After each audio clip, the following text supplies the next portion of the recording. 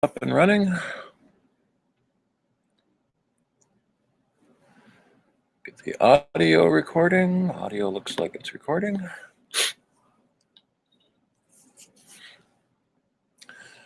Alrighty, welcome everyone.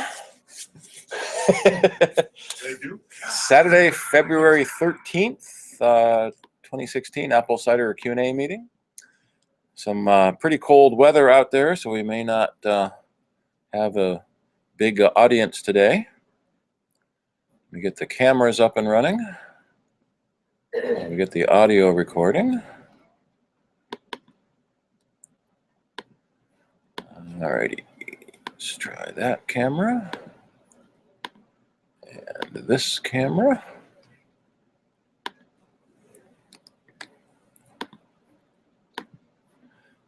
Camera on. We'll see if someone joins our live stream.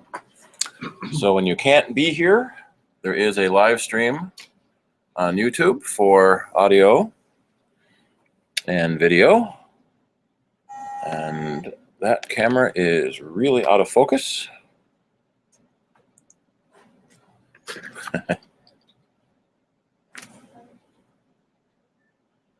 Switch over to the computer. Let's see if that camera can focus any better. Alrighty. Have an empty screen? No, we don't have an empty screen. Focus is better. If there's anything to focus on. I'm trying to bring the iPad up to monitor the YouTube stream. Alrighty, anyone have a question to start with? Okay. Yes, I received an email. It has my brother-in-law's name on the top. And it says, "Hello, James." He's never called me James in his life, so I checked the email address. It was some bogus address. Mm-hmm. It was and also my wife got one. So I'm assuming his address must have got hacked somehow. So the question is that he got a email purporting to be from his brother, calling him brother-in-law, calling him by a name he doesn't normally use, and the email return address looks right. So what happens? Well, his name looked right. Mm-hmm. I clicked on his address, and it was not his normal email address. So I'm assuming his address book might have gotten. So it doesn't necessarily mean that his address book was compromised. Okay. Is he using a Mac? No. Okay. That raises the probability a little bit. Mm-hmm. Is he using a web-based email like Yahoo or Google? He uses, yes, Yahoo. Okay. That raises the probability a little more, especially Yahoo. Two things. You can, when you make an account, you can send email using anybody's email address. So it's kind of like postal mail. You don't have to put your return address on the letter. You can put anybody's return address on the letter. Same thing on email. So you can put anybody's return address, and then anyone that complains about that message will go to the wrong person. So that's one of the biggest problems with email is there's no verification that the sender is actually who they say they are. Is that all email providers? Yes, that's email in general. It was never designed to have any security like that involved. So there's no way to change that. So when you're setting up your email program, I can put anybody's email address in here. So let's just, for grins and giggles, whitehouse.gov.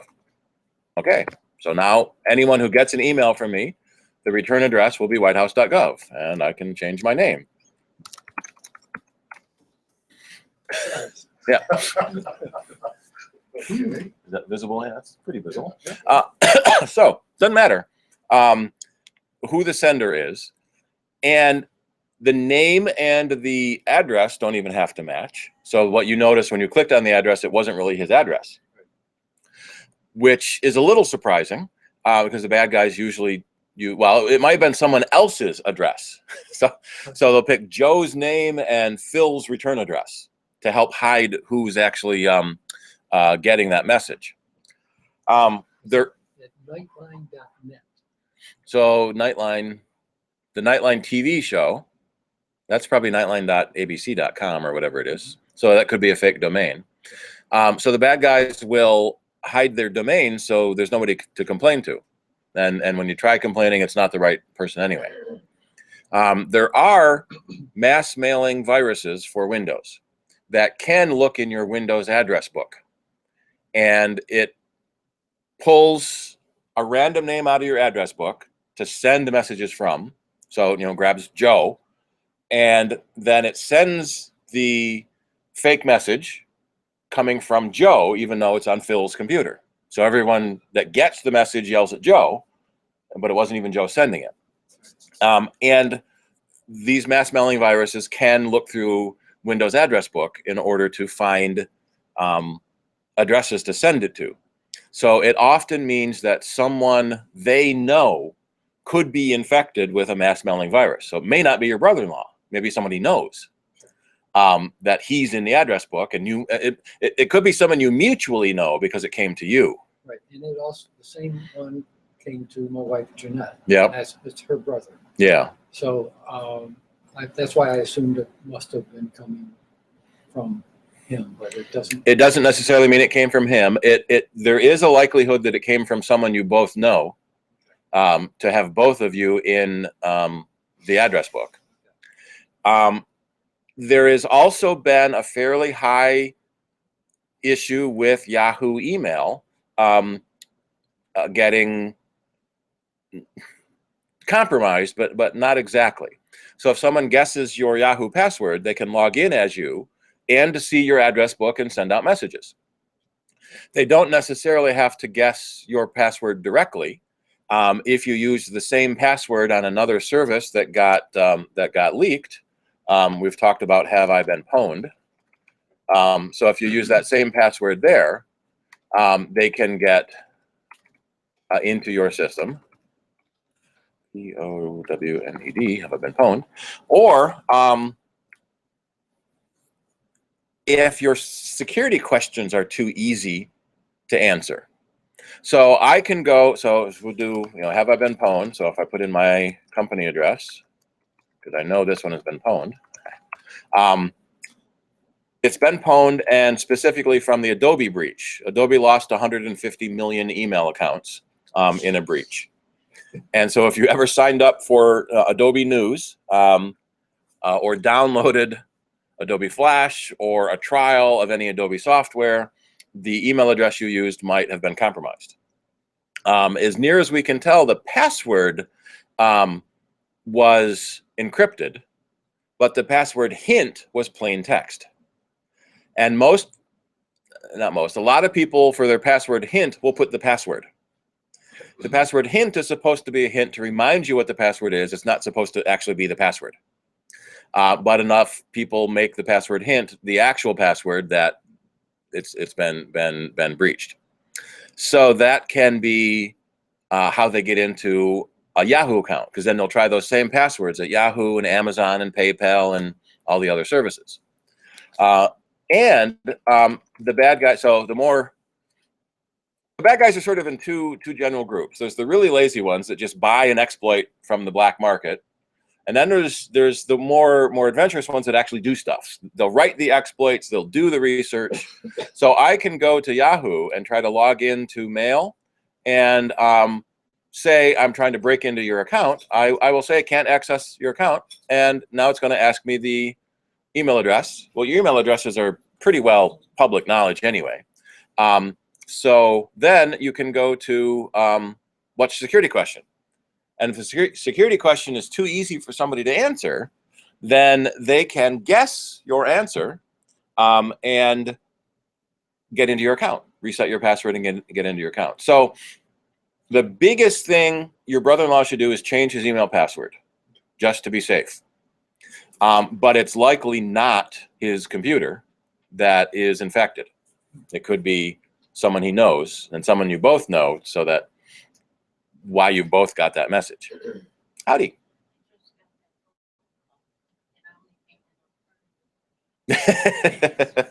So that's the other thing that's happening is bad guys are making phone calls to houses. This is Steve with Microsoft Help, and is your computer running slow? We think your computer's infected. Everyone will think their computer's slow. My wife did click on the link that was in there, Mm-hmm. but it was an ad for some weight loss program. Yeah, so that's usually what these junk mails are. They're an advertisement for something else. So there's sort of two kinds of junk mail. There's innocuous junk mail that came from a real company trying to sell you real stuff. And then there's fake junk mail coming from fake companies trying to sell you fake stuff and steal your money. So you get a message from Sears, and it's got the Sears ad in it. So that's probably legitimate. And quite often, in fact, legally, there'll be an unsubscribe button at the bottom of the link that will take you off that mailing list.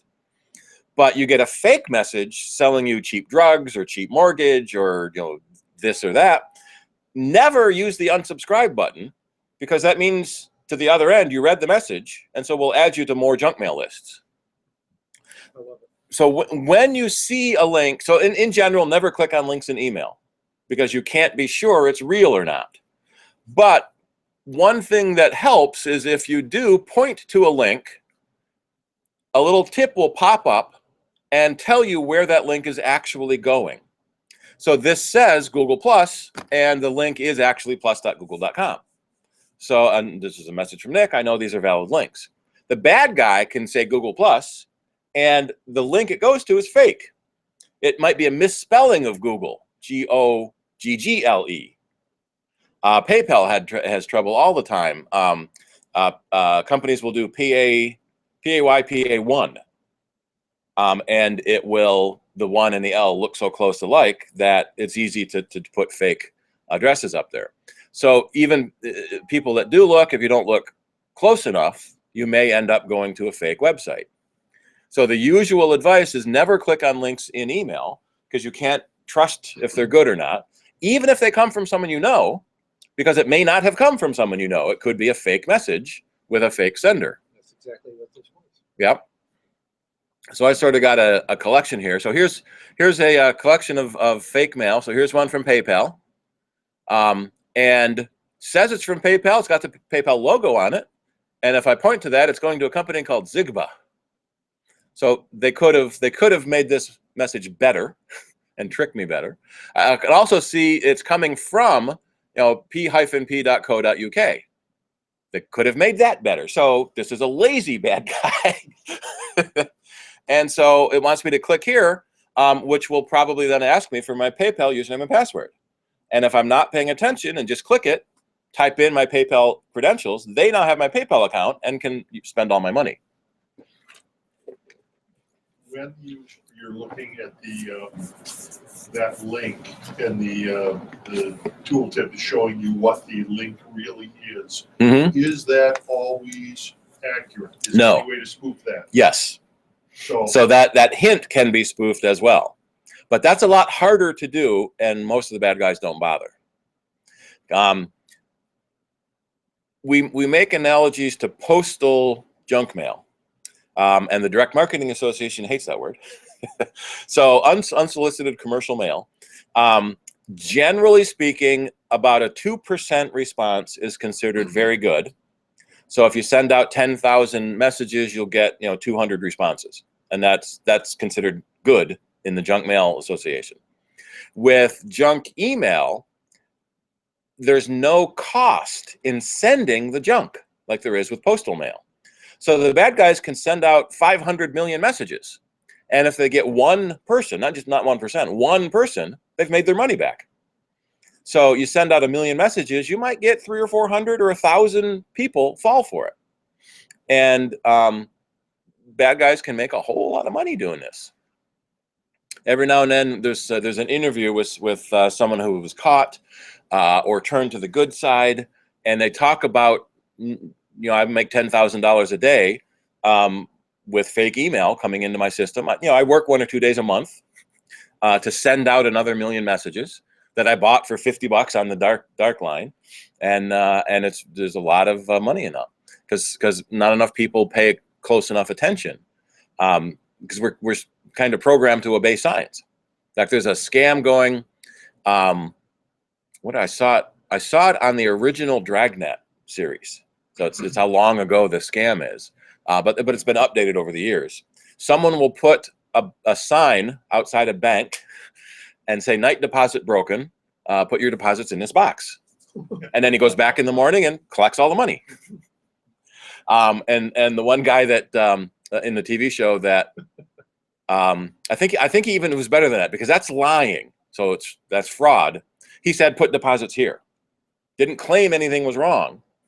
And so when he got arrested in the TV show, he said, well, I didn't claim anything wrong. I didn't do anything illegal. If someone gives me their money, that's their fault, not mine. So now that's been updated. And there's a guy on the internet called Brian Brushwood, who has a website called Scam School, and he teaches you how to do this stuff. And basically, he started out just to win bar bets, but he has a show on Discovery Channel too, on these are the scams and how to look out for them. So he went to a costume rental shop and rented a uniform, stood outside a bank and collected deposits. Because he's in a uniform, people trusted him. But he could have been in a suit and they probably still would have trusted him. And then so after they give him the money and walk away, on everything done on camera, then he chases them down and says, "You realize what you just did? I don't even work at the bank." And he had another one that was really good. He made a fake valet service in Hollywood. He bought a stanchion and a velvet rope, and they put valet type costumes on from a costume shop, collected cars and went for joyrides. And then as soon as the guy drops off the car, I think it was a Ferrari, dropped off the car, he took the keys and drove off, and his partner picked up the velvet rope, put it in the van, and drove away. And then they left the camera running to see when the guy came back, and the guy remembered what street it was on, because that's the first problem, was how do you remember where you parked? And he said, well, I could have sworn there was a valet stand here. And so they let him sweat for a couple of minutes and then drove up with the car. And, you realize you got scammed and I could have stolen your car. And it was really, really angry, and was going to look like he was going to start, beating up on Brian until everyone with cameras sort of showed up. Look, cameras, you're on TV. So it's Discovery Channel. Don't kill me, please. But yeah, it's easy to trick people, because we unfortunately, well, I suppose unfortunately, we believe everyone is as trustworthy as we are. So we wouldn't steal from somebody else, so no one else would steal from us. That's how they get you. And that's how they get you, yep. So it's getting more and more easy to do these scams. These types of scams have been around for centuries. It used to be you had to have someone would physically show up at your door and promise to do work, handyman work around the house, take the money and disappear. But the computer and the internet has made it easier and has made it more anonymous. So it's much easier for the bad guys to pull off these types of scams. And we kind of think that some of the bad guys might be hiring legitimate tech support companies. So there are companies that do phone tech support. And the bad guy can hire them, give them the script, and here's a list of phone numbers to call, and your computer's infected. Do all this stuff and give me $300. They may not know it's a scam. Yeah, so change the password is sort of the biggest thing you can do. Generally, Yahoo is a bigger target than other mail services, because it tends to market toward the non-sophisticated user, just average folks that may not be as computer savvy as someone else using other services. And it's easy to get a free Yahoo account and pull off a scam. Question? Next. Do you have one, or should we go? I came for instruction, and the three of you can teach me. Sure.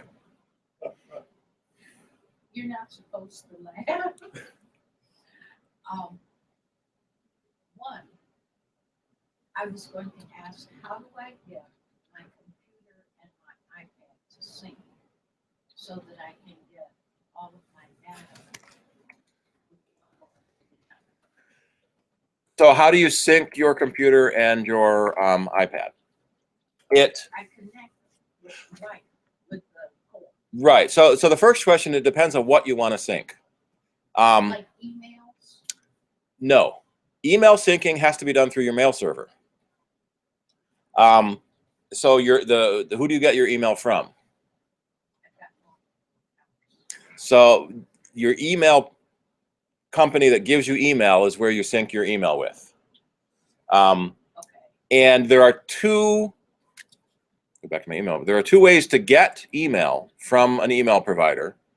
There's a very old way called POP, and POP mail does not sync.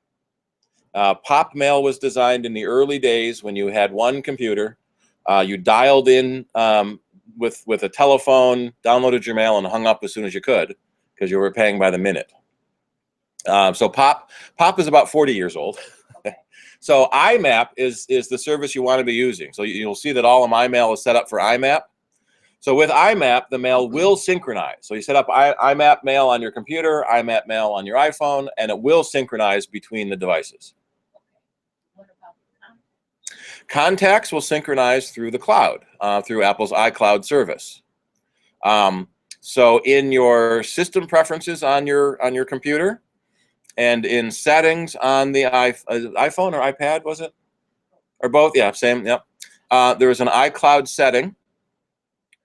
And the iCloud setting will synchronize contacts and calendars and appointments and reminders and bookmarks. So all of the things listed here, it will synchronize your data between your devices. Now it says mail here, but it doesn't actually sync your mail. That allows you to use Apple Mail, which does use IMAP, which does sync by the server. So on each of your devices, you set up iCloud, and then it will automatically sync through the internet, and you don't have to plug it in. Plugging it in is left over from the olden days, again, when the internet wasn't as popular. And when you plug it into the computer, find a picture of it here, you use iTunes on the computer to synchronize information. So you select your iDevice, and then you can sync your music and photos, excuse me, podcasts, contacts, calendars. So all of that is synced through iTunes on the computer, but then you have to plug it into the computer to make it do the sync. So that's why syncing through iCloud is a lot easier, because it happens automatically.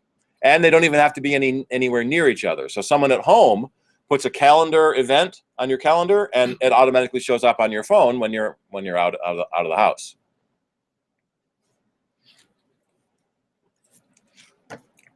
And when you're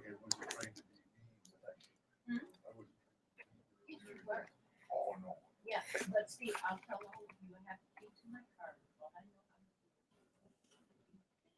how to turn it, shift into gear, and How do you switch over from? anything beyond that is technology. Yeah. So the question then comes up is, how do you switch from POP to IMAP? Yeah. So how do you switch from POP to IMAP? The problem is you can't. You can't switch. You have to stop using the POP account and make a new IMAP account. So if you have iCloud, you don't have to do that. iCloud using Apple Mail. If you're using Google Mail or Yahoo Mail or Roadrunner Mail, then you have to use their service to do the syncing. iCloud will only work with Apple Mail. So If when you're running POP, you have no choice.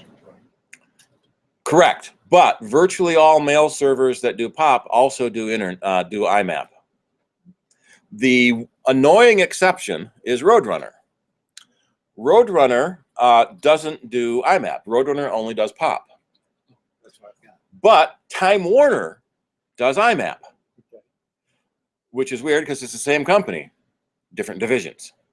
So when you set up your mail account, so I'm in the mail, I went to preferences and then plus to add an account. And so all the major services are listed here. So if you're using Roadrunner, you say other. If you're using Frontier, you can actually say Yahoo, because Frontier uses Yahoo as their server.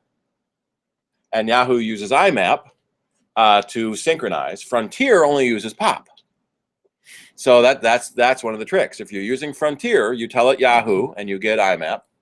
If you're using Roadrunner, you tell it Time Warner. So you put in your email address and your password. I'm just going to type some stuff. And when it sets up, it will ask you whether that's a, in fact, if you're running a new enough operating system, it knows to use the Time Warner system. So you'd use mail.twc.com instead of pop-server.rochester.r.com. And then all of your mail will synchronize through Time Warner's IMAP server, but it will be a separate account from your Roadrunner account that's listed. So what you end up doing is going through all your Roadrunner mail and making sure you read and delete what you want, and then you can disable Roadrunner mail. So you can uncheck that and then make an IMAP with Time Warner using your Roadrunner address, and then on all your devices you have to do the same thing, make an IMAP account with Time Warner, and then you can synchronize your mail. They made it. Can you come over to the house tonight? Yeah. We can do it on your computer right now. Okay. That's a deal. I'm already going someplace after here, so I have to get in line. Now, the people that apparently don't support anything other than POP, the solution is just to use them and forward it to somewhere else that uses IMAP? Yes, so when you switch mail providers, your email address will change. So you have to tell everyone your new email address, and there's always going to be someone who won't get it. So you can forward that mail to, say, Google, or in your Google account, you can tell Google to go to another server and pick up the mail for you. So while people are getting your new email address, you still can receive mail from the old service as well. Or in your mail program, you can have multiple services configured. So it can all be configured in one mail program. And so you don't need to do the forwarding because you can just check both accounts in your mail program. But the synchronization doesn't occur because one's a POP and the other's Right. IMAP. So until everyone gets off of that POP-only email address, it won't synchronize. So fortunately, there's very few companies that don't do IMAP. IMAP's about 35 years old. One of the big things with Roadrunner in the beginning is they only gave you like 5 megabytes of disk space, which is a lot for email until someone starts sending you pictures through the email. One picture can be 5 megabytes. So then for a while it was 100 megs, and now they give you 1,000 megs. Yeah, you get a gigabyte of space with Time Warner now, which is quite a lot. So that was basically the reason why companies only used POP, is that they didn't have to buy hard drives at their end. It sort of forced you to buy to have the bigger hard drive to store your mail, because they weren't storing it on their server. All the mail went to you. Is that why the limit on the size of attachments to the Gmail? Indirectly, the email protocols were only designed for text. And when you try to attach a file, that file has to get converted into text to fit through the email system. And those conversion protocols, there's one called Base64, there's another one called MIME. So those conversion protocols have a limit. Generally speaking, it's 4 to 5 megabytes is the limit on an attachment. More modern systems, especially using IMAP, so Google and Apple and Microsoft, they will let you have bigger email attachments. And Apple even has a system that uses your iCloud storage. You get 5 gigabytes of storage with iCloud. So if you send a really big file, it actually uploads it to your iCloud drive and then sends the link to the person at the other end to download it. And Google does the same thing with the Google Drive. So if you want to send a giant file, it goes to your Google Drive and then an email to that link. But you should never click on links in email. So that becomes a little tricky thing at the other end, especially if you weren't expecting it. Never click a link on something you weren't expecting. So if you're expecting someone to send you a picture link, then it's probably okay to click on it. But do the point and hover to make sure it's really going to where you think it is. And all of that is transparent to you. Google, when you're sending this big attachment, it will load it to the drive. It will send the link instead. I'm pretty sure on Apple, it does that automatically. Let me attach a giant file and see what it says. And I think Google with Gmail does it that way too. Let's actually just get a giant video file. Where's my sound bites? We'll do today's audio file is 700 megs, I think. No, that's not today. Oh, I'm sorted wrong. Here we are. I want to sort by 16. There it is. So yeah. So today's file, 900 megs. Ooh, that's bigger than I thought. So if I choose that, it hasn't asked me yet. That's interesting. So let's see if we can find iCloud file. There's a specific feature they have it in iCloud. Yeah, how to share documents. No, that's a file.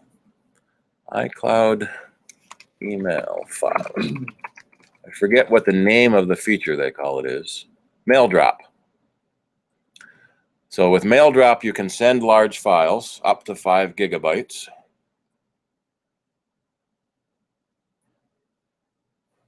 All right, how do we do it?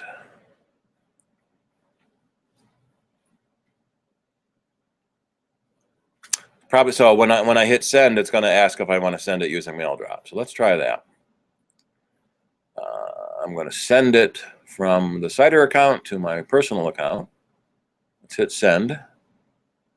No subject. Okay, let's do test. Send. And it is trying to send it. Maybe it just does it automatically. No, it says it should ask.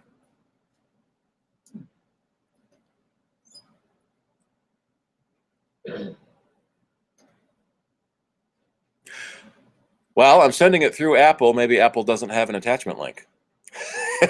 I'm sending it from an Apple account to an Apple account. So maybe there is no limit. But I am going to stop that because I don't need to send that. Where's my activity? I don't need to send me a gigabyte file. Where's the stop? There should be a little X to stop. Uh-oh. All right, let's delete the message in the outbox.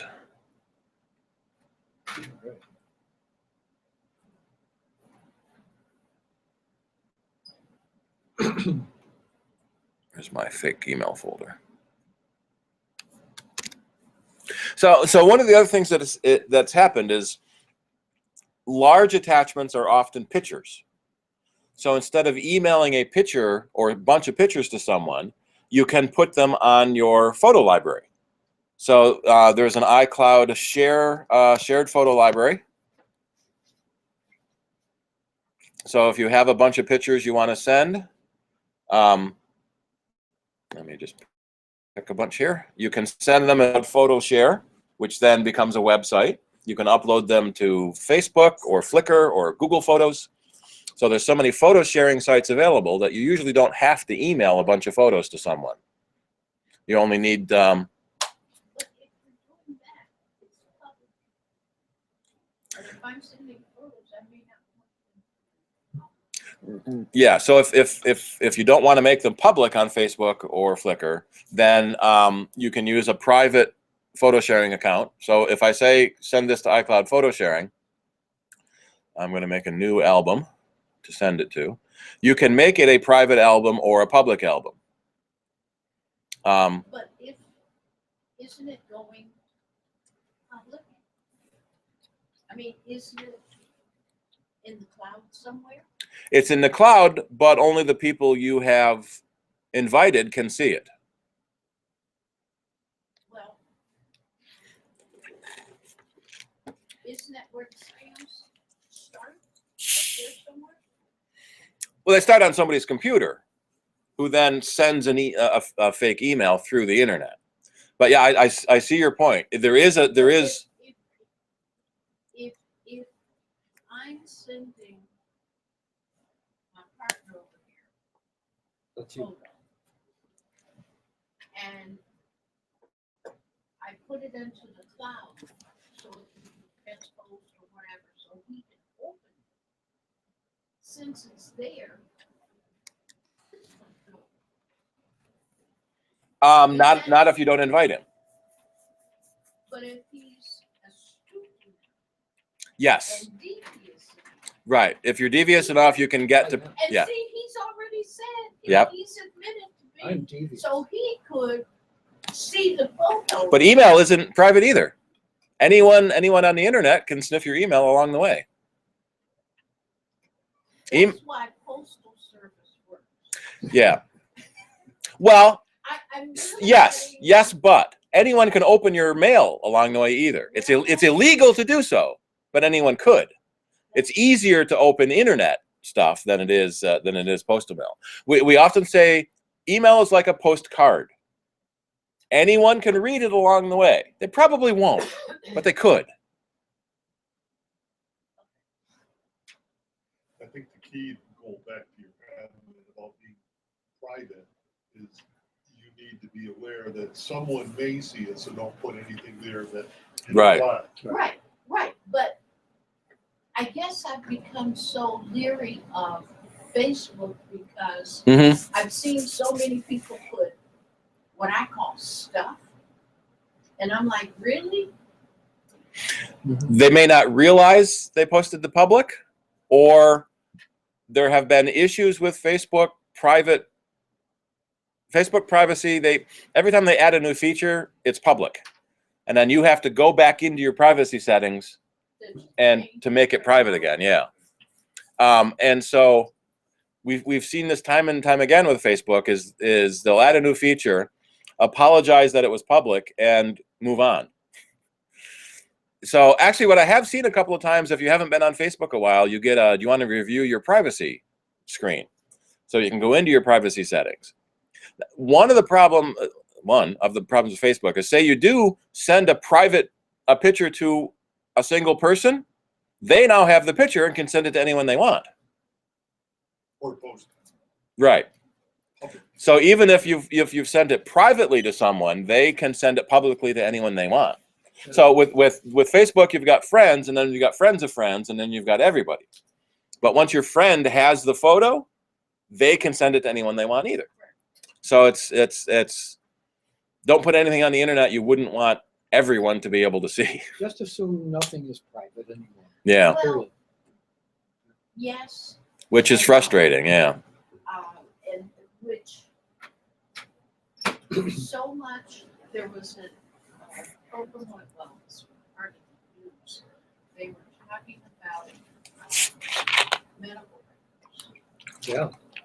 And on one hand, the medical community is trying to become technically savvy. Right. Electronic medical records are a big thing now, Medical records, they want everything.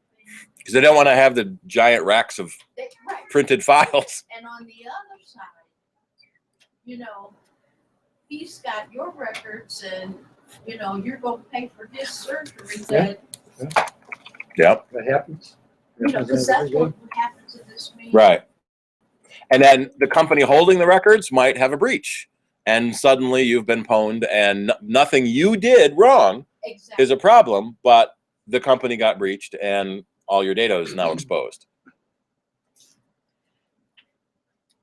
And When we get to the end of this topic, I have got one. I'd like to propose. I don't think there's ever an end to that topic. Well, it's security. I mean, it's like when you got everybody and their dog spying on you already. there is no privacy. Yeah. So it's give it up. You know, don't put it out there if you don't want it to see. The reasonable expectation of privacy. People have sued Google. Google Street View. If Google Maps, they have cars driving around taking pictures of streets, and what you can do. Here we are. If I grab my little people and I'm going to drag it out to here. Where are we? We're on French at 590. Where's Elmwood? Clinton, down lower. Oops. Town Line Road. We'll just go to French Road. So here is the street view of French Road. So I can move around. Someone has taken pictures. There's a car. Somebody's house is open. So there have been problems. Someone's no. This picture, the garage was closed, and the previous picture, the garage was open. If your window's open and a guy with a camera drives by, they can see in your house. And so there have been lawsuits about it, and basically the court has said, if you want privacy, close the drapes. You know, anyone walking by could see in your window if you have the drapes open. It's kind of fun to figure out where the Google car is going to be, and try to. People have set up like little staged shows, or in costume or things like that. The one thing that they do is they try to blur license plates, and they do try to blur faces. So here, that license plate is blurred, and that guy's face. Excuse me, the face was blurred. Yeah, there's a garage door open, but the license plate is blurred. So they've tried to make those allowances, but you can zoom in. What was that up there? Ooh, somebody just got a new TV. That's the other. Well, the other problem with the map views and the street views is you never know when the picture was taken. But you can drive down the street and see the empty box out front. Oh, they just got a new TV out. Yeah. Yeah, cool. Okay. Let's go to time machine. Okay. When you are backing up, I mean, you're running it automatically, and it's backing up your main machine. And you've got it backing up your email, for example. Email typically doesn't, if you've got it set where it's not downloading all the attachments, so you're not getting all the graphics and you're not getting any attachments. It is stored on your time machine as that, so all those attachments still need to be reloaded should you recover that email. Yeah. So the question is, if you're when you're backing up your email, if you're not downloading attachments, they're not being backed up either. So it's still just a link to attachments. Right. And if the attachment has been deleted at the mail server, then it's gone and you can't download it again. That's one advantage of Google. With Google Mail, it never deletes anything. Even when you say delete, it actually does something called archiving. And so in your Google Mail, there is a mail folder called All Mail. And that's incoming mail, outgoing mail, sent mail, received mail. Let me log into an account here. What account can I log into? I'll log into this one, I guess. And so All Mail contains everything. Even things you've deleted. Now, generally, All Mail isn't listed. No, I don't need to trust that. But if you go to More, you'll see All Mail. So All Mail is sent, received, deleted, spam, everything. And so when you delete something, it isn't really deleted. You can go back to it. Google gives you 15 gigabytes of free disk space. So that's a whole lot of mail. So that's attachments. With attachments. Yep. So that's one of the reasons they don't necessarily delete. So I have 123 messages in this account that I never read because it was set up for the video stream. Once you're in All Mail, can you delete them? Or? Yes. If I go into All Mail here and say I want to delete one, I can mark it and actually delete it. But other than that, they keep it all. Yep. It's actually a good thing. I've gone back and tried to recover mail that somehow you lost, Yeah. if you will. You being able to go back through your Gmail and Yeah. find things that are years old that you needed. Yep. That's particularly, I mean, especially if you're using them for documentation, tax receipting, or Yeah. whatever else, and you do need some kind of a document. When big hard drives were common, it didn't matter how much mail you kept on your computer. 500 gigs, terabyte drives are common. 2 terabyte drives are common. So you can have tons of mail on your computer, so you can download. Now we've shifted back to solid state drive. Well, not back to. We've shifted to solid state drives on, say, the MacBook Airs, MacBook Retinas. Hey, Carol. And the solid state drives are generally smaller than the mechanical drives we were used to. And that's because of their cost. The solid state drives cost about twice as much as a mechanical drive. So if you're looking at go to Apple here and say MacBook Air, and the MacBook Air has a 128 gig drive in it at the entry level. When this MacBook, this is the MacBook Pro non-Retina, I've got a 750 gig drive in it because it's a spinning mechanical drive. So storing all this stuff is no problem. But now we've got so much smaller drives. They're fast, but they're a lot smaller, that we're sort of back to that thing where we don't necessarily want to store everything on our computer. So leave it on Google or leave it at Apple, and then you don't have to have it stored locally. As prices come down, capacities are going up. The first MacBook Air had a 64 gig storage drive, and now it's 128. And if you want, so let's go in and select this. How big a drive can we get? So a 512 gig drive is $300 more. A terabyte hard drive is under $100. So spinning mechanical drives are much cheaper than flash drives. I just picked up a terabyte for $59. Really? $59 for a terabyte drive. On the iMac line, Apple offers a Fusion drive because the iMacs are big enough to have the space for it. So a Fusion drive is part SSD for speed and part mechanical drive for storage. So you get the speed of an SSD, you get the storage capacity of a mechanical drive, and it fuses them together. And the operating system watches what you do, and it puts the things you use the most on the fastest drive. So the OS is always on the SSD drive because that's really fast. And when you want to store lots of big files, they're on the spinning drive because that's got a great larger capacity. That's only available on the iMac because it's the only model that has room for two hard drives, basically.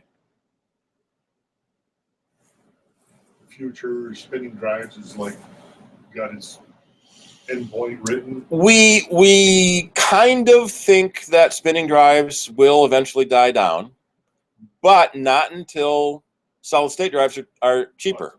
Yeah. So right now the solid state drives cost twice as much.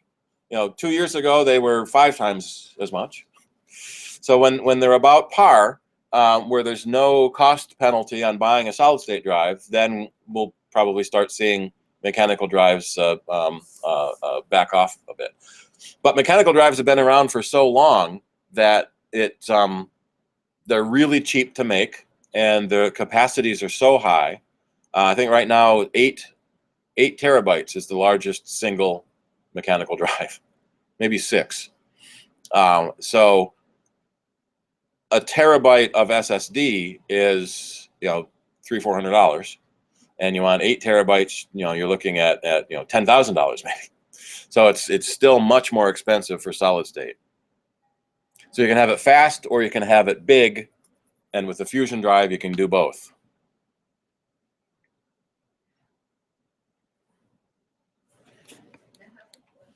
Sure. If you, it's not sinking, if you plug this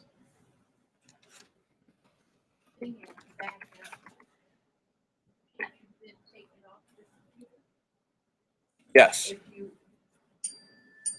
So with a backup drive, you plug the drive into the computer to do your backup. right, You can then take it off that computer and put it in a fire safe or use it on another computer to back up more than one computer. If you do that, you have to remember to plug it back into your computer to back it up again. So you have a current backup. So generally speaking, they'll get a backup drive, plug it in and leave it plugged in so that it's always keeping backups. Really?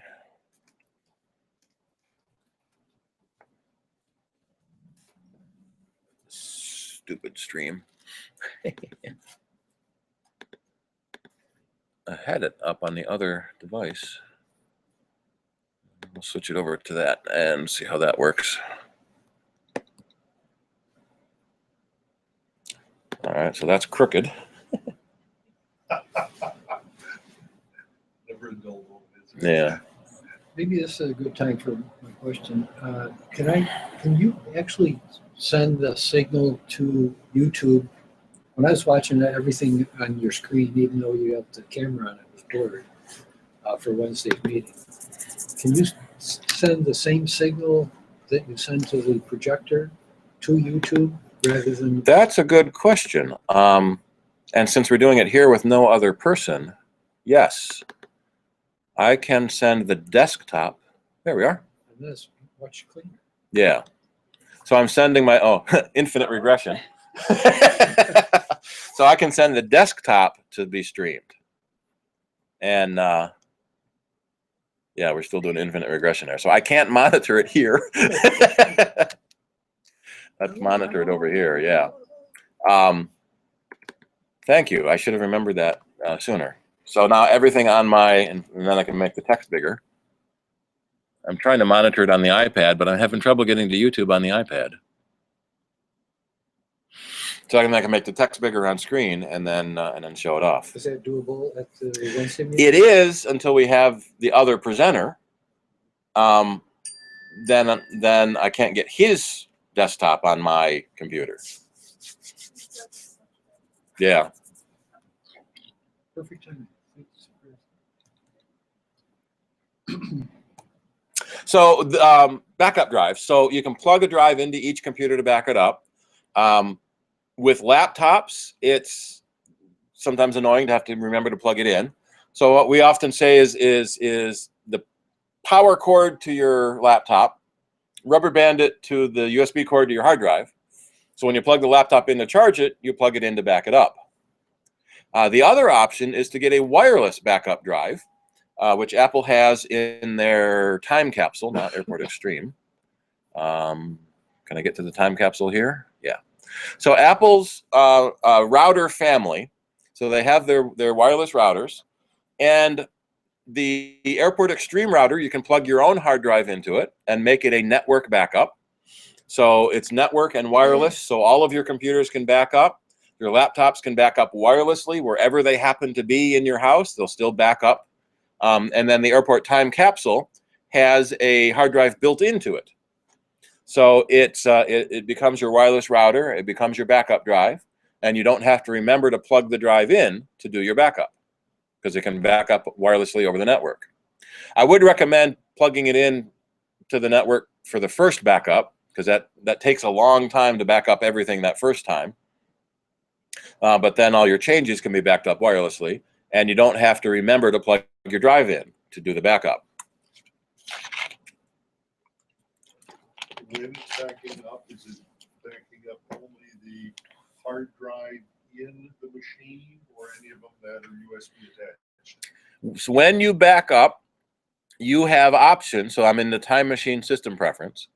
It will back up every drive plugged into your computer unless you tell it not to. And it will back up every folder on your computer unless you tell it not to. So it's sort of a backup everything. So don't worry about whatever there is, just go ahead and back it up. So on this computer, I've told it not to back up the video folder because we don't need those videos backed up. So some people only want to back up their documents. They don't necessarily want to back up the system. So you can put the operating system in the exclude list. Okay, so it's by exclusion. By exclusion, yes. It backs up everything unless you tell it otherwise. Now, when you say you plug it in, the backup, you plug it into the computer. Mm-hmm. Now, if I've got my iPad plugged into my computer and I'm backing up my computer, it's backing up my iPad too? Not directly. iTunes will back up the iPad to the computer.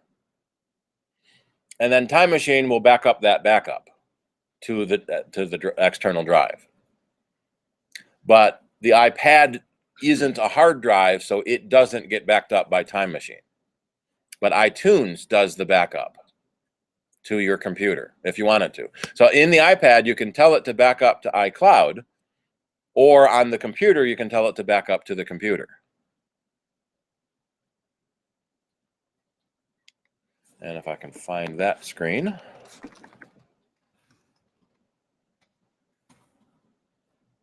Find a picture of that. I can't actually show it because I don't have the device plugged in. There it is.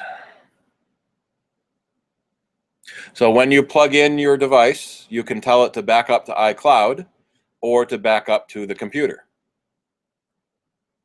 iCloud gives you 5 gigabytes of free space, backs up wirelessly automatically. When your device is plugged in and charging, it will back up to the cloud. Or when you plug it into your computer, it can back up to the computer. If you have more than one iDevice, you may not be able to have enough free space to back up all your devices in the 5 gigabytes free. So that's when you can back up to your computer instead. And that, or you can buy more storage space at iCloud. You get 50 gigabytes for 99 cents a month, which is a pretty good deal. But if you back up to your computer, then you don't need to back up to iCloud. But then that backup on your computer will in turn get backed up by Time Machine to your backup drive. It's never a problem having more than one backup.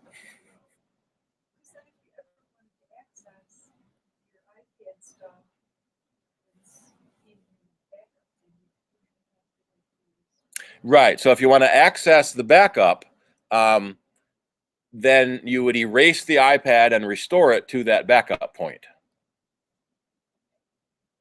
What's the difference between storage and Not much. So storage is, in essence, a place where you store files. There are device? anywhere. There are different types of storage. There is local storage, local to your computer, so a storage drive inside the computer, and that can be a hard drive or a flash drive. So it's local storage. You can have an external storage drive that you plug into the computer, or you can have storage on the cloud, which is another word for the internet. So a company, Apple, Google, Microsoft, is giving you a piece of their hard drive, and you access it through the internet. Internet's too many syllables, so we started calling it the cloud a few years ago. And Apple jumped on it quick, and Apple's service is called iCloud. So that's got the cloud in it, and it's got the I in it that Apple uses on a lot of their stuff. Is most of their stuff in that North Carolina data center? I don't know where all their stuff is. I know that they have a huge North Carolina data center in North Carolina. Generally, they have data centers all over the country, and it will be served to you at the physically closest point. And they also use a content delivery network. And one of the biggest ones is Akamai, and Apple uses them. Yeah, Akamai. And Akamai has servers all over the country and all over the world as well.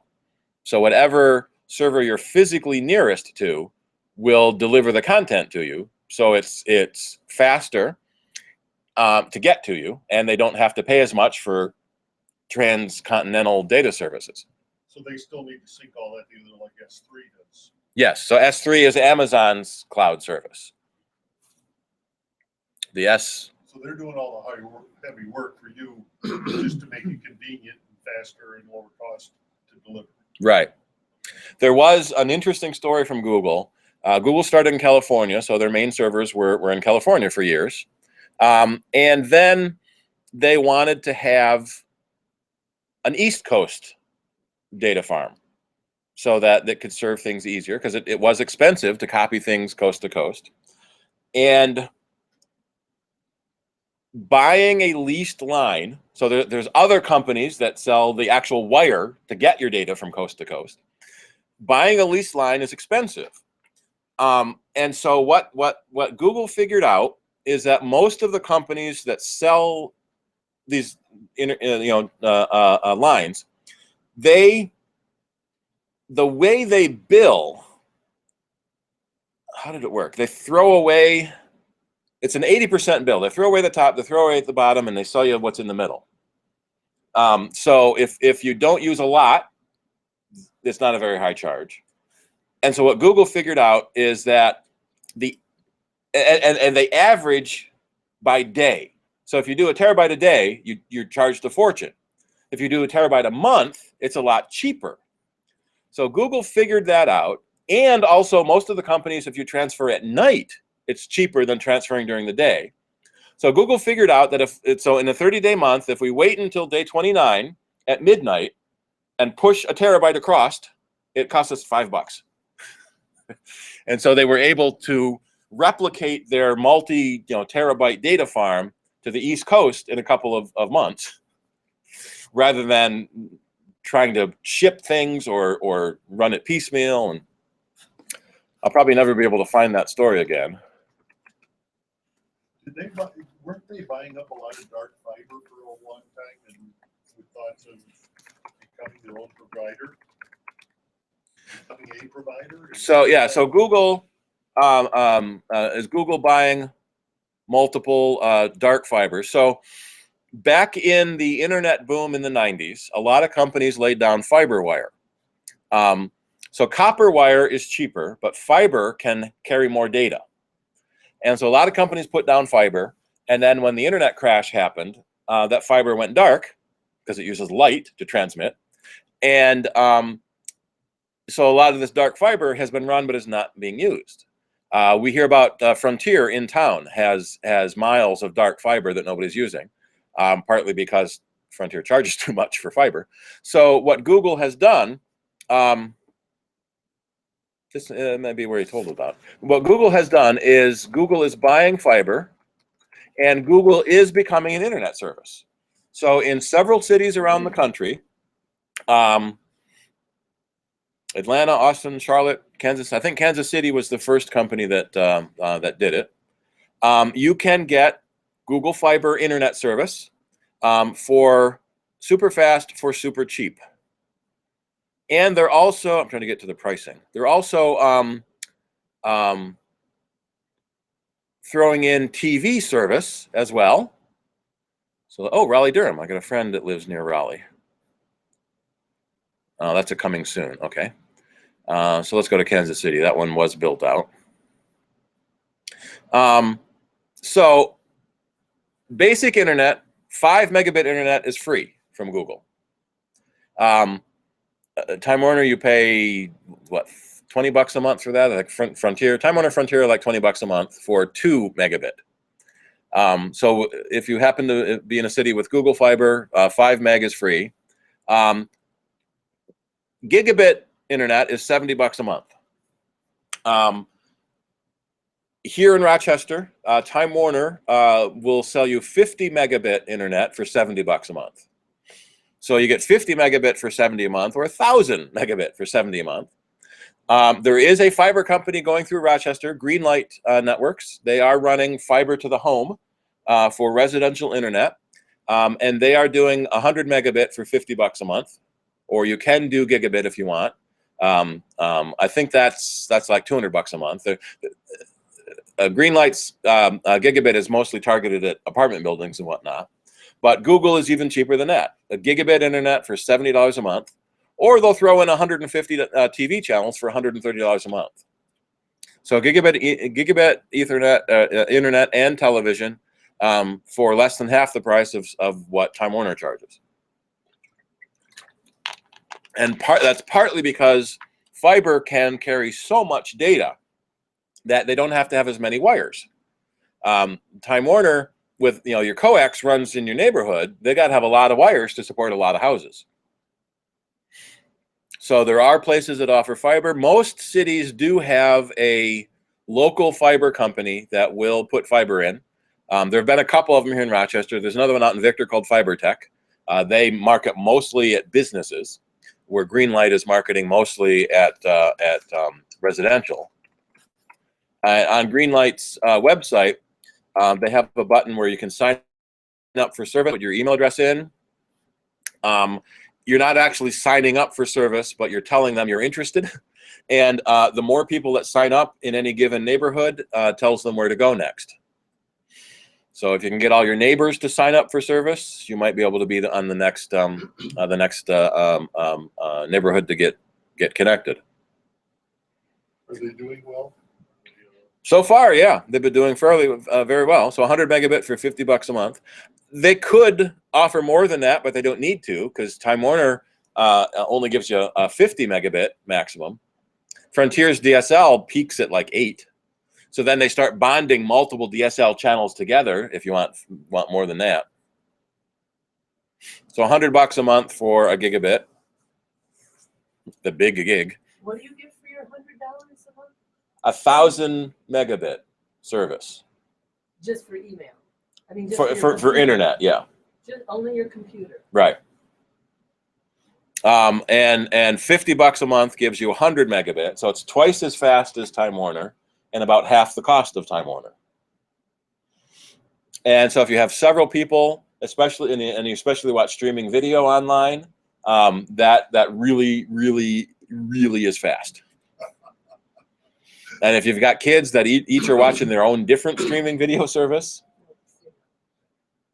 it seems expensive to me, and it's just my husband and I, and we just do stuff on the computer. We don't stream. Yeah. It's much cheaper than Time Warner's maximum service. But if you don't need that speed, you can get away with the slower services.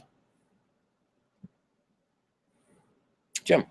I walked into Verizon's the other day with my iPad, and I wanted a new SIM card so I could get my $20 a month service that I use on vacation. And they could not, must have been a brand new person, because they could not explain the difference between their two plans. Nobody can. So there are multiple cell phone companies, and each cell phone company has multiple plans, and nobody knows the difference between them. One of the things we have found lately is that T-Mobile offers the best value price per gigabyte, partly because they give you 250 megs free every month, and for light use that may be enough. But too many companies have too many plans. You can do prepaid or you can do postpaid. So do you pay at the end of the month after you've used it, or do you pay it at the beginning of the month and then use it up? What I did when I first used this on my vacation 2 years ago, I just got on the app, turned it on, and they charged me $20 a month for the 2 months that I was using it. Then I shut it off. And then when I tried to boot it up last year, they said I need a new SIM card. I said back with it. Yeah. So what happens with iPad Cellular, it's a month to month. So you use it for a month, then you can turn it off. And you don't need to pay for it when you're not using it. But if you leave it off too long, the cell company expires your card, so then you have to get a new one again. And too long is different for every company. So what happens is then you have to go get a new SIM card. The usual differences in the plans are how much data you are going to use. So here we are on the T-Mobile page, and their $20 a month gives you 2 gigabytes. Or you can go up from there on how much data you think you're going to use. lot of people will start with the cheapest amount and see if they go over it, and then next month buy a bigger one. Verizon said there's 2 plans, and like I said, they could not tell me the difference in their 2 plans. All I want to do is get on the iPad, tell them my credit card number, and let them charge it for a month. Do you know which plan that No. is? No. So let's see if we can. Nobody at Verizon's. Plans and services. Residential or business. Data only. So you would want a data only plan. So the way cell phones generally work is you have a voice plan, a text plan, and a data plan. On your tablet, you only need a data plan because it's not a phone. You don't make phone calls. You can make phone calls using Google Hangouts or Skype or FaceTime, but it's not a phone call, it's an internet call. Text uses a subcarrier channel on the radio signal. It was a leftover part of cellular service that was never used except for like tower-to-tower communications. And then somebody figured out we can use that to send little tiny bits of text. That's where the 140 character limit came from. So we can send little tiny bits of text on this subcarrier that no one is ever using. And we can charge people a fortune for that.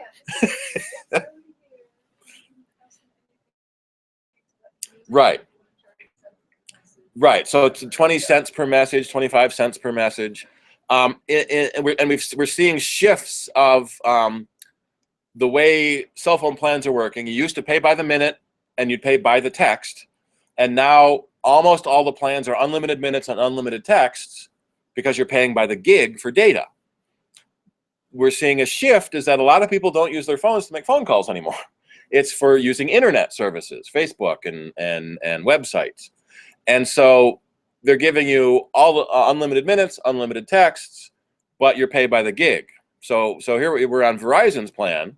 So $20 a month gives you 2 gigs, $30 gives you 4 gigs, 40 for 6, 50 for 8, and it looks like they go up from there. So the more you use, 100 gigs a month for $700 a month, if you really wanted it. And so that's sort of what you have to decide is how much data you think you're going to use. And so most of the companies will tell you how much that gigs will give you. So 4 gigs a month is 12,000 web pages, 52,000 emails, 12 hours of video. So if you're going to use it to watch a lot of video, then you would need a bigger plan. Fortunately, you can find Wi-Fi in most every place. So when you're on Wi-Fi, you download a video, and then you can watch it without being connected to the internet. The other thing that the cellular iPads give you is GPS and turn-by-turn directions. And that takes a little bit of internet service. So if you are planning to use it as a GPS in the car, then that may take a little bit more. But 4 gigabytes is 800 hours of turn-by-turn because directions are a very tiny part of any very tiny bit of data. And the other problem is the plans you find on the website are often completely different from the plans you see in the store. And nobody knows how to compare the 2 of them. So the short answer to your question is no, nobody knows.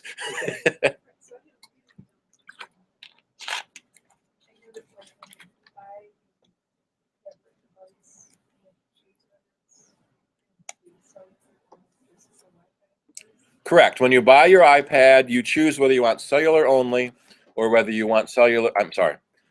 You choose whether you want Wi-Fi only or if you also want Wi-Fi and a cellular. No. So you can't change that after the fact, built into the iPad itself.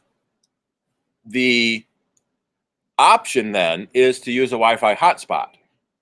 So if you get a Wi-Fi only iPad, compare here, and you want to use it when there's no Wi-Fi available, you can use your cell phone as a cellular to Wi-Fi bridge, and that's called a Wi-Fi hotspot. So the phone will bring in cellular, broadcast out Wi-Fi, and then your iPad can talk Wi-Fi to the internet. You can also get a standalone Wi-Fi hotspot. Rick's got his from Spot.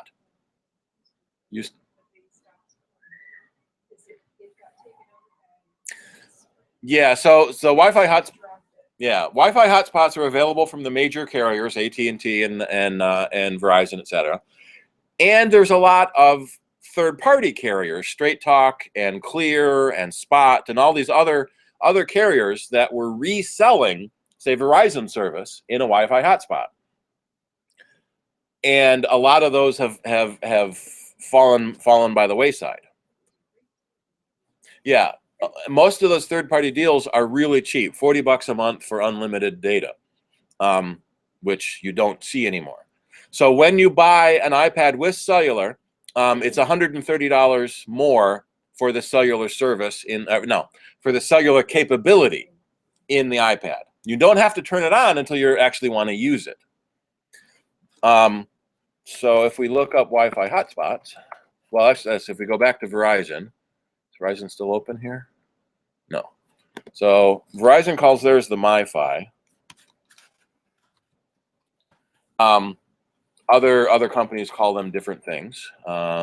So it's none of those. It's a hotspot. I want to show. Let's hit shop. Phones and devices. Here we go. Mobile hotspots. So it's basically a phone without a phone in it. And you can buy it with a contract or you can buy it without a contract. So that's the difference we're starting to see. A lot of cell phones plans are now no contract anymore. It's now a lease.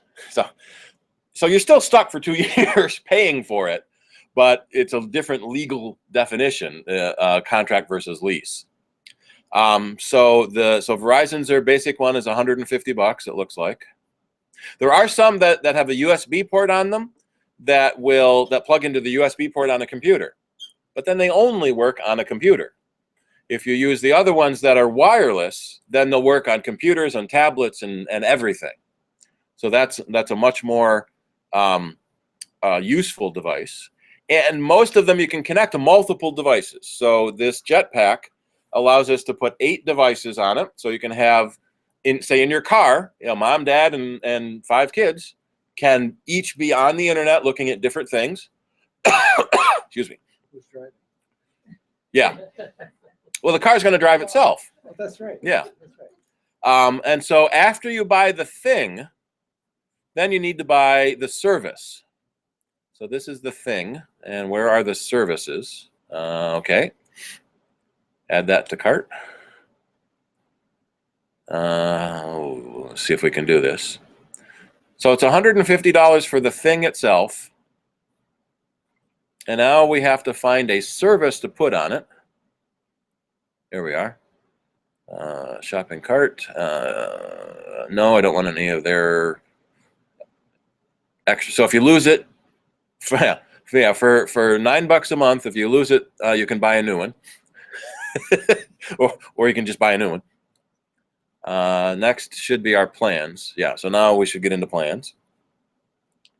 Come on, continue. Oh, I have to pick one of those. Say nothing. Nothing. And now continue. And now we can pick a plan. How many gigs a month do you want? So it's much more expensive comparatively than some of the other ones. So you may want to go into like Best Buy or Walmart, and most of them will have multiple devices from multiple carriers to give you multiple price options. And so you can find the best deal. And generally it's dollars per gig. So you pay a certain amount of dollars for a certain number of gigs. They're buying unused, they're buying spare bandwidth, right? Basically, yeah. So Verizon, 4 gigs for $30. Say I want to make my own company. I'll buy 1,000 gigs a day from you and at a discount, and then I'll resell it and make some money myself. Which I always thought was weird. How can they do that? That's basically, that means that Verizon is charging more than they need to. Far more. Far more. But that's the point. A business is supposed to worth this much Yeah. after the plane leaves. Yep. So, I've seen some cool stuff on that too. One of the news magazines went on a flight, and they asked people, how much did you pay for your seat? And this one lady said, I booked it 6 months in advance and I paid $99. And the guy sitting next to her said, I booked it this morning and I'm paying $1,000. Yeah, the prices can fluctuate day to day.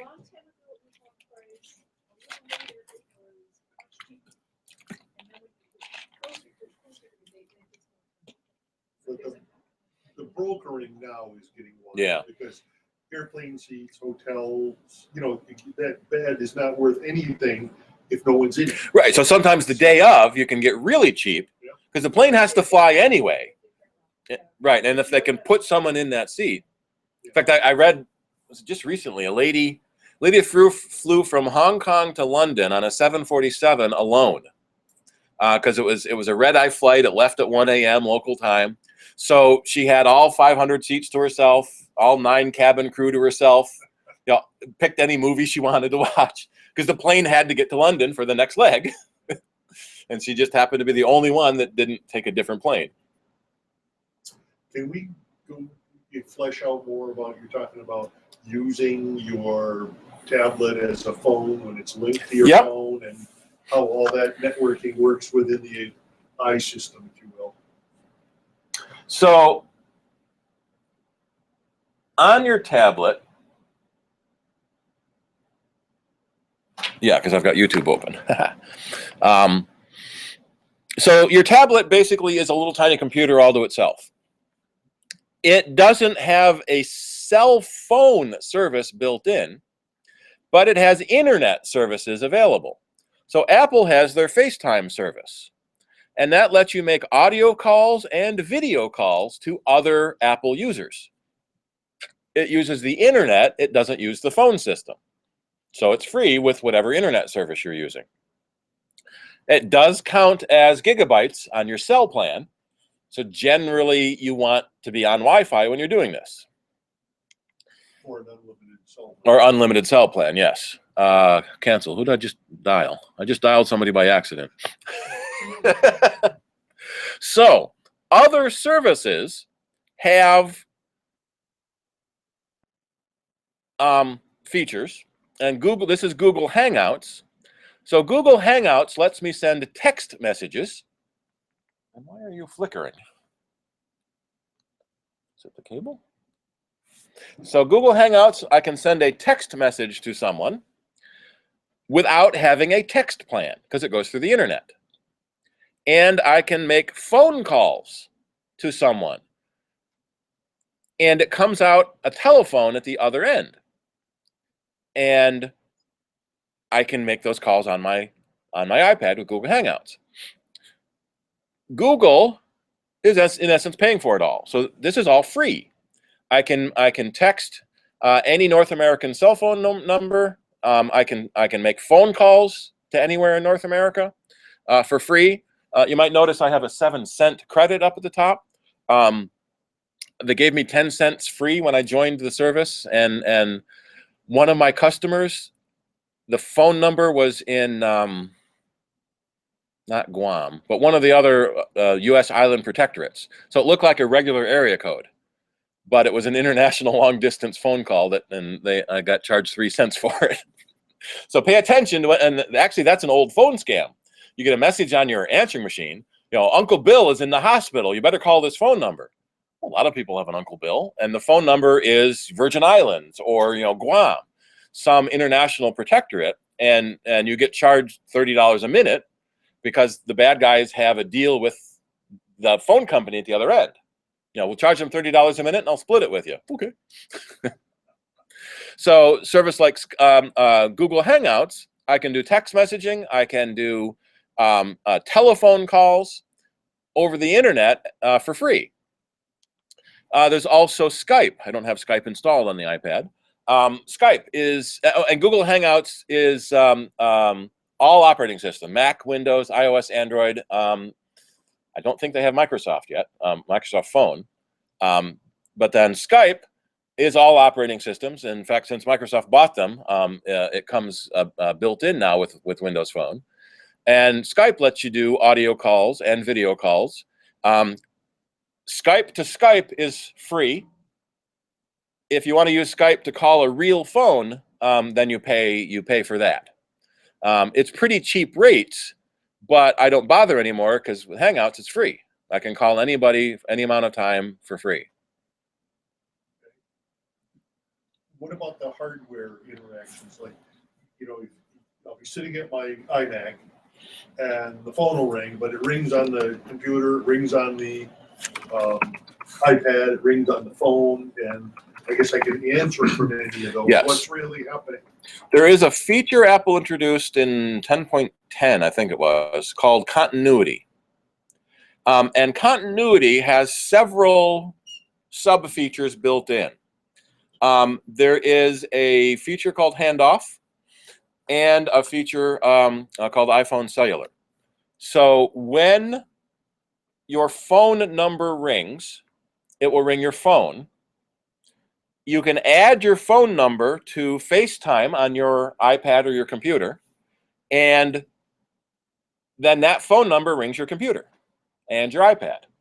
So whatever device you happen to be near, you can answer it on.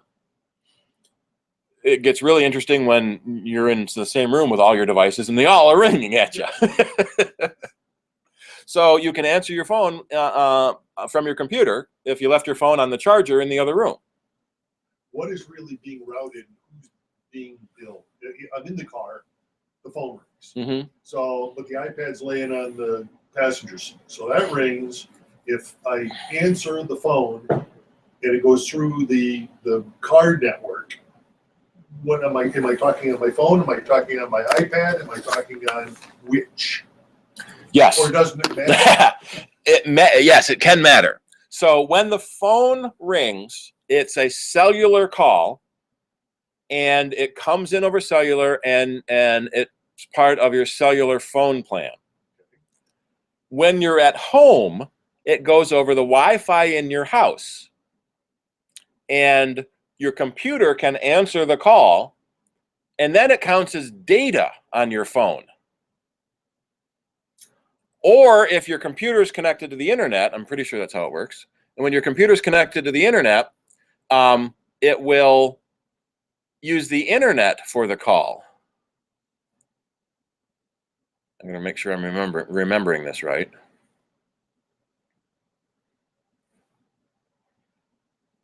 Yeah. So that it doesn't use any minutes and it doesn't use any data. When you're in the car, it would use cellular data on the phone, or a lot of cars now have a hotspot built into the car, which in essence means the car has a cell phone built in to bring in cellular and put out Wi-Fi. And so that would go against either, depending on, that's the trick, depending on which device is answering it, it could be the data plan on your phone, or it could be the data plan on your car. Well, see, and that's the interesting part, because if all you do is hit the answer button on the steering wheel, I'm not sure which one I'm going to use. Yeah. Because now I'm only talking to the car speakerphone, and all the devices are laying around, but I have no idea which. So the car is Bluetooth. Yeah, the car is Bluetooth paired to the phone. So it's That was easy. I'm driving. I can't answer. So the car is probably Bluetooth paired to the phone, so it's using the phone service. Does your car have its own internal cellular that works without the phone? Yes. So if your phone is on the Wi-Fi of the car, it probably would use the car's data for the iPad to answer it. Or it may do a Bluetooth between the phone and the iPad. I don't know specifically. Well, I think there's a priority too. Yeah. When you set it up in the car, there's a Bluetooth priority, and I've had to mess with that because it wanted to always go to the iPad. Yep. And I'd rather have it go to the phone because that gives me more control. Plus, the phone is unlimited time. Right. So, okay. And then the other half. Too complicated. Yeah. Well, she had the right answer.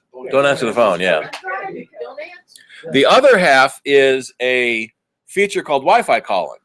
So if you are in an area with limited cellular data, the phone will make a call over Wi-Fi and not over cellular.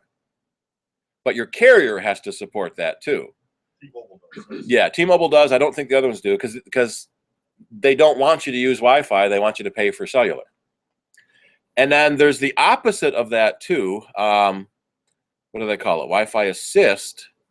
If your Wi-Fi is weak, it will use cellular. And then you get a huge cell bill, and there's a class action lawsuit against Apple for that now. People that didn't read that this is a feature and had it turned on get big cell phone bills because they're in weak Wi-Fi. So yeah, it's hard to know where it's going and what the data is and whose data it's using. So when you're in the car and when your device is connected to the car's Wi-Fi, it's probably going to use the car data. If it's connected to the phone's Wi-Fi, it'll use the phone's data.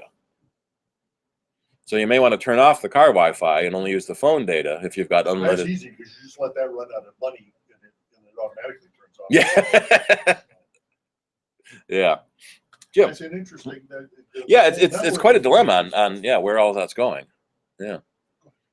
I just noticed I was on Google earlier on Safari, and now it says you can't establish a secure connection to the server www.google.com. So can't establish a secure connection. I've been seeing that a lot lately. And both the iPad and the computer say that. What I have kind of deduced is I'm seeing that a lot when we're at the school, going through the school's proxy server. We're here at the JCCA, we're going through the JCC's proxy server. Part of me thinks that is it's a man-in-the-middle attack, but a legitimate man-in-the-middle attack. The essence, the company hosting the Wi-Fi wants to make sure you're not doing anything bad that they could get in trouble for. So you can't make a secure connection because then they can't look at what you're doing. There's also problems, and this goes back for quite a ways, when there's just an issue and you can't make a secure connection. And sometimes it's because the security is too weak. The industry is switching from an older security called SHA-1 to a newer security, which is SHA-256. The older security has been weakened by modern computers. Somebody figured out it would only take 10,000 hours to break an SHA-1 signal, which isn't that much in computer terms. So they're trying. The industry is shifting. The SHA-1 certs ended December 31st, so no SHA-1 cert is supposed to be issued after the 1st of this year. And all SSA1 certs should expire by the December 31st of this year. And so that's an issue with the way the server is talking to your computer. But I am getting secure connection to some sites. So the problem I'm often seeing is I can't get to YouTube, which is owned by Google. And Google is one of the companies that try to do secure all the time, even though something like YouTube doesn't need to be a secure encrypted connection. But why not? We can do it. Let's do it.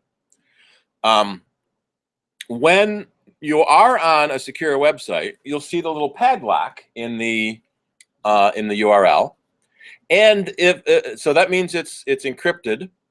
If the text is also green, that means it's an extended certificate. Where so to get a security certificate, you basically just buy it, and it's encrypted. If you want an extended certificate, they have to make sure you are who you say you are before they issue that certificate. I can click on that certificate icon, and I can see that certificate and see who made it. So Apple bought their certificate from Symantec, and it will expire in April of 2018. That was a problem on the App Store a few months ago. It was like the 5th anniversary of the App Store, and Apple had a 5-year certificate, and it was like a weekend, and their certificate expired, and suddenly people were getting these crazy error messages when they tried to launch an app because the security had expired, and so they were getting these warnings about this is an illegal program, this could be a fake program, because the certificate was now invalid. So Apple had to issue new certificates out to everyone.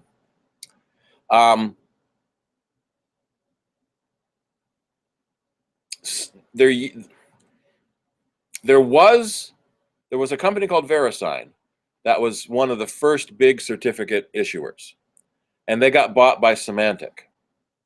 And so we're seeing a lot of VeriSign certificates have now changed to Symantec certificates. And so this certificate, so this is showing me the chain. This certificate was bought by Symantec, which was signed by VeriSign. So there's this chain of trust going back to the root certificate store to basically prove this is real and this is who they say they were. So let me try to go to YouTube and we'll see what we get. Right. So that's one of the jokes in the industry. Your root security store, by default, trusts several hundred certificate vendors, including the Hong Kong Post Office. And that's probably run by the Chinese government. So if you have a certificate signed by the Hong Kong Post Office, you'll get the little encryption box. But it means the Hong Kong Post Office is holding the key and they can decrypt it if they want to.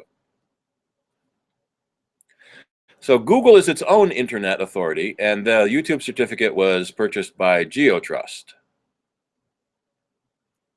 And quite often you get that message, you hit refresh, and it goes away. And you can make the connection again. In that case, what I think is probably happening is it takes time to encrypt the data before it gets sent over. And then your computer and the other end has to decide which encryption to use, and then it takes the time to do the encryption. If something happens along the way that it doesn't get those signals back and forth, then you get an error. And because you're going to an encrypted server, it's a fatal error. It just stops trying. If you go somewhere that's not encrypted, it will try and try and try and try, and it might run slow, but it will try and try and try and try, and eventually the data will come through. But since this is an encrypted site, it's sort of a higher level. We can't make a secure connection, so we're going to stop trying. And yeah, the CIDER website isn't coming up completely right, and we're not encrypted. Yeah. So there's something weird going on with JCC's internet, I think. More of it came up. That's very strange. Because I was using the internet earlier. Yeah. You know, There's also a difference between the Wi-Fi and the Ethernet. On my iPad, over Wi-Fi, I can't get to the CIDER page properly. Same thing that happens there because you're on Wi-Fi. I plugged in the Ethernet, I can get to it fine. Ethernet is sort of more implicitly trusted than Wi-Fi is too. And it could depend on which Wi-Fi network you're connected to. Are you connected to the encrypted Tech Age or the open JCC? Tech Age class. Yeah. And there's Tech Age _ 5G. Yeah, the 5 gigahertz band. So Wi-Fi's got 2 bands. There's the 2.4 gigahertz band, which can penetrate walls better. And there's the 5 gigahertz band, which isn't as crowded. 2.4 gigahertz is often considered the junk band because it's what every radio transmitter uses: Bluetooth, Wi-Fi, printers. Microwave oven is 2.4 gigahertz. So you turn your microwave on and your computer fritzes out, and it's because it's the same frequency. So there's something weird going on with the internet. Who's the internet service here? Paytech, and the router is in Buffalo. So all our data is going to Buffalo to get to the internet.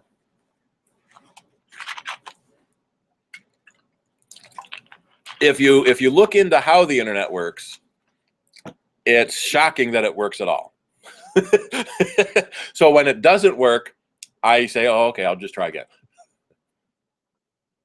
If it doesn't work consistently, then you can try to figure out what's going wrong and figure it out. Most people just worry about their speed. I did find a new speed test website. Most speed test websites need you to have Flash installed, which is its own security risk. So there's another site called speedof.me, and it's full HTML. It does not use Flash at all. And we can see how fast we're going here. But the other thing that we've heard is the ISPs know when you've gone to a speed test site. In fact, your ISP knows everywhere you go. Even if it's encrypted, they know you went to the other end because they took you there. They don't know what's in it, but they know you went there. So they can tell when you connect to a speed tester and will ramp your service up so you get a better result from the speed tester. So this is like the Volkswagen. Yeah, the emission, yeah. Yeah, I was just gonna say that. Oh, I see you're connected to it's Clippy. Oh, you're connected to an emission testing service. Would you like me to decrease your emissions? Yeah.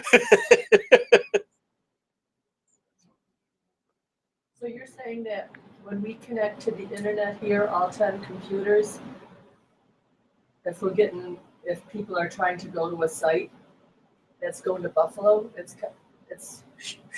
Yeah. all the way out there and all the way back here? But yeah, it goes to Buffalo to get to the rest of the internet, and then who knows where it goes from there. Does that make it slow up then? Not necessarily, because it's likely that Paytech has a dedicated leased line before, so Buffalo is probably where their main internet trunk is. There is a service called Traceroute. I'm not going to do the GUI. Let's do the the network utility.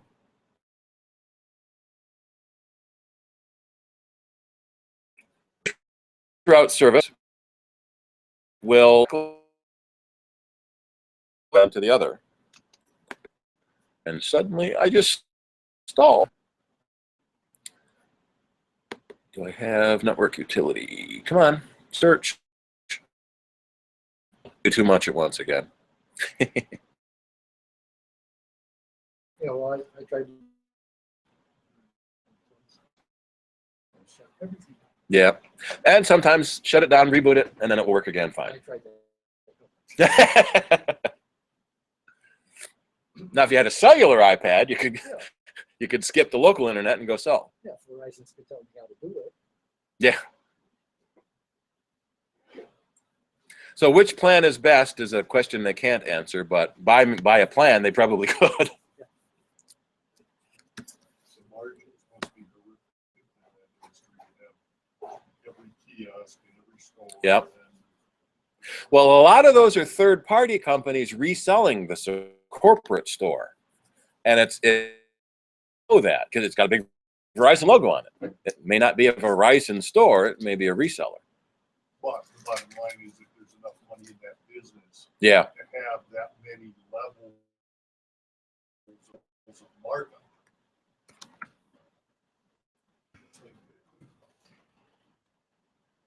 There we are, network utility.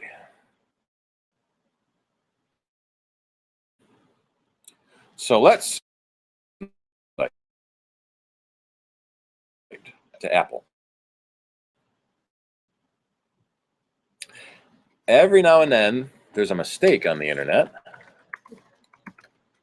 A couple of months ago, somebody in was it India, Pakistan, somewhere over there, misconfigured a router, and so all the traffic in the world went through Pakistan. I wanted to go,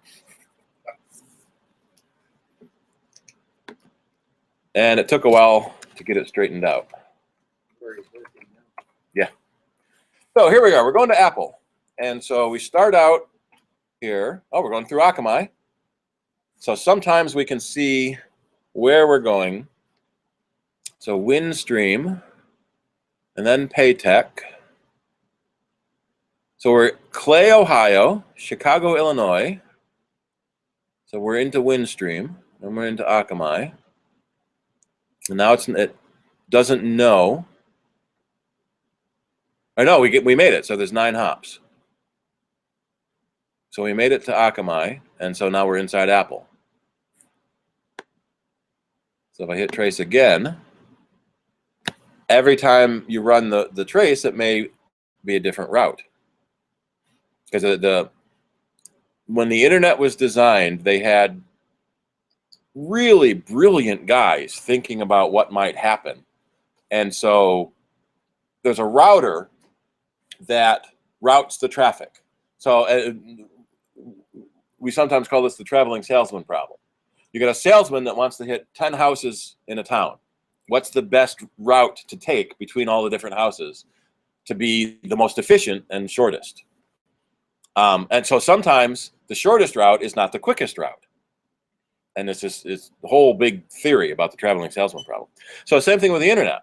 So I've got a packet that's supposed to go to Apple.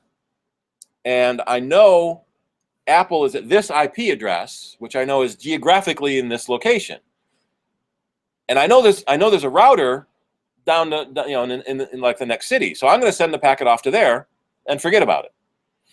And so packets are flying all over in generally geographic directions. And if a packet gets lost, all the packets are numbered. So if a packet is missed at the other end, or I missed packet 6, it sends back a signal to my end. I missed packet 6. And so, okay, I'll resend packet 6. No, it might go a different route. And so the whole thing is decentralized, which was part of the original design. In case there was a problem, if somebody's router went down, it could take a different router to get to the same place. That was based on reliability. Yeah. It was a military the original concept that it needed to work no matter what. Right. Okay. And then when it was large university defense contractors, basically Stanford and what's the other one? The other big one that was out there in California, and then MIT back here, originally designed by DARPA, but it went through the big universities, and then made it through the rest of the university system, and then eventually made it to the general public. You're right. It's amazing that it works. Yeah. But it does. Yep. All right, any last question? I have one more. Yeah. I've got an old G4 tower that I downloaded 10.4 Fox, Mm-hmm. and it works fine, but there's updates on it about 2 or 3 times a week. And you have to manually go onto their website, download the update, click it on, it installs a new version, and you have to take the old version off. Is there another browser that's as good? So, yeah, 10.4 Fox is a browser designed for older OSs, 10.4, and will still work on PowerPC computers. It is about the only one that's still updated with more modern web technologies. Yeah, I like it. It's based on Firefox 38, where Firefox is at 44 or 45 or something like that. There is another one called Camino. I know if they still support PowerPC. Try web browser ROWCR for PowerPC. And for Fox, OmniWeb. They're from the Omni group. Aurora, iCab. Yeah. iCab still makes a 7.5 version for 68K Macs. So you can get your Mac Plus on the internet. I've got one of those. Yep.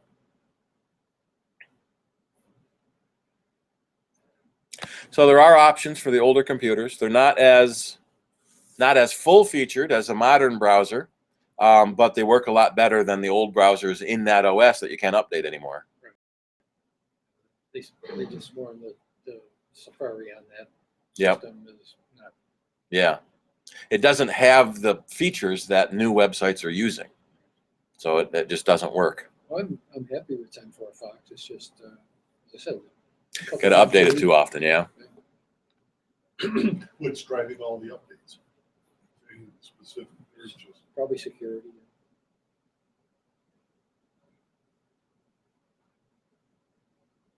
I mean, I kind of wish it had an auto updater built in, but small price to pay for Exactly. using it, yeah, on an old computer. And it's available in a lot of languages too.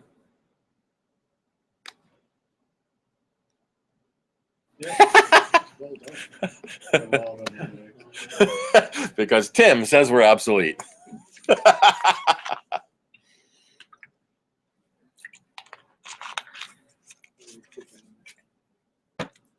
Alrighty, well, thank you all for coming. Thank you, excellent. Yeah. If you need more questions answered, there's always sound bites Saturdays at noon on member-supported Jazz 90.1 FM. You got that done. Yeah. Done that before. Yep. Thank you very much. You're very welcome. Soundbites, that's the Apple Mac program, or? It's a generic computer-related radio show, and I do the Mac questions there. Oh, and is that the one in Nick Manchester? Yep. Oh, okay, the two. Oh, Yep. And then Dave Enright's the third of PC us. questions and Mac questions. Yeah, we joke about that. People have more trouble with their PCs. We had a Chrome question today, and Nick wasn't there. Oh, yeah. Nick has moved to Chrome. He used to be Windows, but Nick was mostly Unix, and now he's on Chrome. And Dave is the Windows guy, and he had a Windows repair shop, but he's retired from that and doesn't do much Windows repair anymore. So you can, I didn't realize you can have an iPad, or I suppose that means you could have an Android. I don't have an iPad, an iPhone. Yeah. I have a track phone Mm-hmm. and a PC, but so you could have an iPad or probably an Android and not need to get a phone plan if you have wireless in your house. Yes, or anywhere you can find Wi-Fi. I didn't know that. It is a little awkward holding the iPad up here, you know. Hi, hello. But you use a Bluetooth headset or wired Well, headset. my husband and I have no children. I had a cell phone just for emergencies. I didn't always have it with me when I would go out. My little flip phone.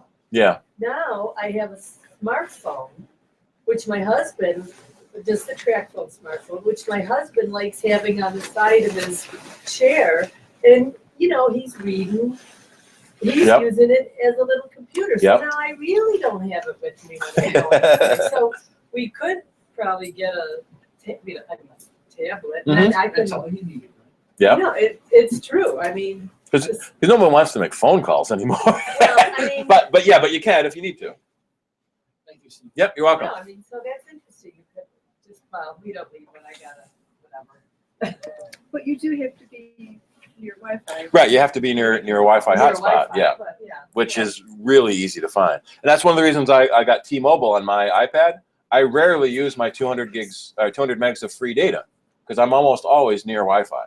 Well, see, we were thinking about. Well, no, you were talking about T-Mobile before. Like, you were saying that was really good. Okay. Yeah. Because you get 1 gig, right? Did you say you have 1 You, gig? you get 200 megs free, Okay. and then you pay for any more than that. I wonder how much I mean, because we don't use people know not to call me on my cell phone. Well, that's for data. That's not for calls. Oh, yeah, that's Yeah. right. Yeah. Yeah. And so that's often more than enough, and so you never have to pay for cellular data. T-Mobile doesn't have as good a coverage Oh, yeah. as other services do, and that's one of the reasons they're offering better plans because they're still trying to woo customers. See ya. Alrighty, let's close everything down here, and thank you everyone for coming. Stop and save. Get the video stopped in a moment. So people are what? Are they listening to you or from elsewhere, or Yep, they can't? Oh, yep, but they can't call in with questions. they could.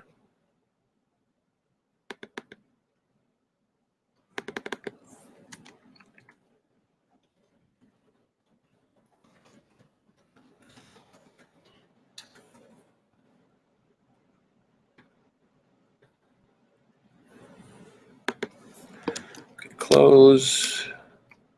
And we'll close this while we go into infinite regression again.